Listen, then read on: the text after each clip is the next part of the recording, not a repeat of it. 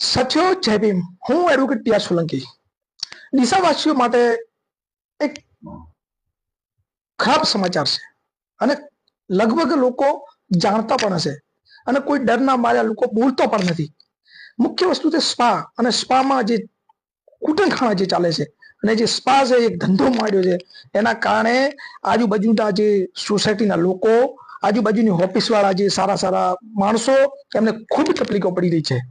આ જે સ્પા છે એ સ્પા ખૂબ મોટા પાયે ફેલાઈ રહ્યું છે. આ અમદાવાદ સિટી નથી, આ ડીસા સિટી છે. તો ડીસા જેવી નાની સિટીમાં દીપક હોટલ થી લઈ અને રાજમંદિર સુધીમાં 3 થી 4 સ્પા છે, અને રાજમંદિર થી લઈ અને રેલવે સ્ટેશન ચોકડી વચ્ચે 1-2 સ્પા છે, અને ત્યાંથી રેલવે સ્ટેશન ચોકડી થી બગીચા વચ્ચે 1 સ્પા છે.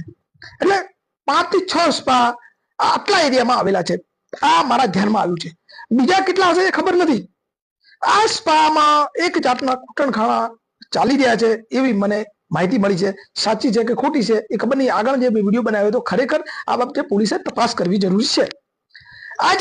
આ જે સ્પા છે, આ સ્પામાં શું થાય છે શું નથી થતું એ બાબતે તપાસ થવી જોઈએ છે. કારણ કે આ ડીસામાં જે આજુબાજુની સોસાયટી, ડીસાની જે આજુબાજુની સોસાયટી છે, અને તે મા બેન બેટીઓ આપણી જતી આવતી હોય, સ્કૂલ જતી હોય, એમને ખૂબ તકલીફો પડી રહી છે. અને આ યુવા ધન બરબાદ થઈ ગયું છે, ખોટા રસ્તે જઈ રહ્યું છે. આ જે ડ્રગ્સના રવાડે ચડી રહ્યું છે, આ સ્પાના રવાડે ચડી રહ્યું છે, આ કૂટણખાના રવાડે યુવાન ચડી રહ્યો છે. આજે પરિવાર બરબાદ થઈ રહ્યા છે.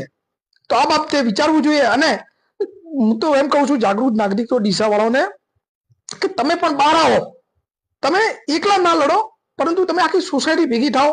જે જગ્યા આજુબાજુ સ્પા છે તો આજુબાજુની 5-6 સોસાયટીના પ્રમુખ, મંત્રી, સેક્રેટરી બધા ભેગા થઈ જાઓ અને એક જ જગ્યા ભેગા થઈ અને રેડ પાડો, ચાલુ કેમેરા રેડ પાડો અને ત્યાંથી પકડો. એટલે ઓટોમેટિક પોલીસ આવશે. અને જે રાજકીય નેતાના ઈશારે જો સ્પા ચાલતું હશે, રાજકીય નેતાના ઈશારે આ સ્પાઓ બધા ચાલતા હોય, સત્તા પક્ષના લોકો એમના રહેમ નજર હેઠળ ચાલતા હોય જો સ્પા, તો એ બંધ થશે અને મીડિયામાં લાવો અને આ લોકોને ખુલ્લા પાડો. તો જ તમારું યુવા ધન બરબાદ થતું બચાવી શકશો અને આ જાતનું આ જે દૂષણ ફેલાઈ રહ્યું છે એ અટકાવી શકશો. આભાર. જય ભીમ, જય ભારત, જય સંવિધાન.